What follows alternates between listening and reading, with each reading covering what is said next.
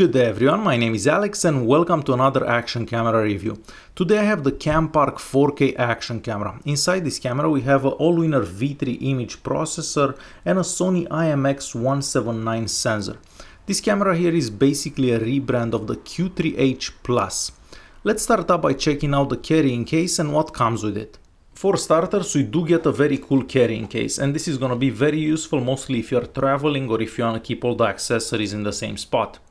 First thing we see when we open the case is the waterproof case. So this is a very useful thing if you're going in the water or if you want to protect the camera. Next, the user manual. The user manual is going to show you how to use the camera and all the accessories that come in the box. We also find three 900 mAh batteries, and the battery will last for about an hour recording at 1080p at 60 frames per second. And aside from that, we do get a whole bunch of mounts. So we even get a mount for bicycle, something for a tripod, some straps, a USB cable if you want to charge the camera. So a whole bunch of stuff, including even a cleaning cloth. So a whole bunch of stuff that comes with the camera. Now onto the camera itself. So it is made out of plastic entirely and it does look a lot like a GoPro. On the front we just see the brand name right there, the power on off button, and this is also a mode button, the lens, and this camera actually has a light right here onto the front. This is not the most powerful light out there, however if it is really dark it could be useful. Moving on to the top of the camera, we just see the OK or the record button and an LED light. Moving on to the left hand side of the camera, we're gonna see two buttons, a button up and a button down. If we press the button up, the camera will turn on the Wi-Fi network. Onto the other side we find the HDMI port, the micro USB port, so you can charge the camera through that port, the SD card slot, and I currently have a 32 gig SD card in there, and also the microphone. And lastly, at the bottom of the camera we have a little plastic door that can be removed so we can remove the battery. And like most action cameras from China, we do have a 2-inch screen onto the back. Now the resolution onto this screen is not the best, it's only 960 by 240, so not the greatest resolution out there. The viewing angles aren't that great either, so if you're not looking straight at the camera you're not gonna be able to see the screen that well. The screen's brightness is not the best, and if you do take the camera outside you're not gonna be able to see the screen in direct sunlight. Using the camera is fairly easy, you just hold the power button pressed and then you get to this screen right here. If you press the OK button on top, the camera starts recording right away, and if you press that button one more time it stops recording. If we press the mode button again, we do get into the picture mode, and right there we can see the resolution that we're gonna be taking pictures at. Now all the pictures that I'm showing you right now are taken at 16 megapixels, however you can select different resolutions depending on your needs. So daylight pictures, I find that they look quite good. In fact, I was quite surprised to see that such a cheap camera takes such good pictures. Nighttime pictures though, they don't look the greatest, but this is very normal for this type of cameras because most action cameras don't take great nighttime pictures. So yeah, all these pictures that you've seen were taken with this camera at 16 megapixels on auto settings. If we press the mode button once again, we get in the slow motion recording, and this is at 720p at 120 frames per second. And the following footage that you're gonna see, it's actually at that particular resolution.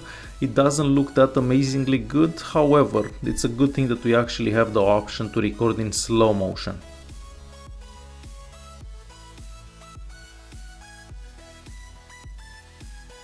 The settings app is divided in between video recording and picture taking. For the video recording settings we just have a few settings, for example like the video resolution and a couple of other options here that you can choose. For picture taking we can also change the resolution of the pictures, and we do have a few options available and a couple of other things that you can choose from there. We also have a driving mode, and that basically turns on the camera's recording whenever the car starts, and then the recording ends whenever the car is turned off. So very easy to use. The white LED, it's the light in front of the camera, so you can turn that off or on depending if you are using it or not. The time watermark if you just want to have the time and the date onto the recording. So that's about it for that part of the settings app. And then we have a couple of other options here, like the languages. So we do have a few languages available, not the most languages, however enough for most parts of the world. Now that's about it for the settings app, so very easy to use.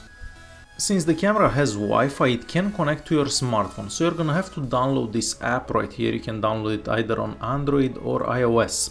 After that, just turn on the Wi-Fi network onto the camera.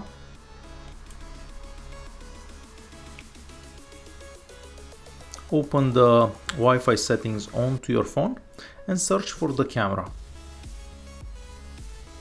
As soon as you find it, enter the password.